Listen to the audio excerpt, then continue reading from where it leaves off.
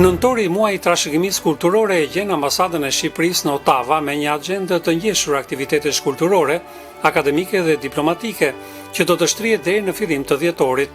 Aktivitetet e ambasadës nisën me lançimin e televizionit shqiptar Alp TV Kanada, një platformë e re që synon të forcojë lidhjet mes diasporës dhe vendlindjes përmes informacionit dhe kulturës. Në 19 nëntor parashikohen sesione informative për marrëdhënie dypalçe Shqipëri-Kanada, bashkëpunime me universitetet kanadeze dhe nisma të përbashkëta për ruajtjen e trashëgimisë kulturore shqiptare në provincën e Ontarios. Ndërsa në 20 nëntor është parashikuar ceremonia e ngritjes së flamurit shqiptar në Bashkinë e Ottavës.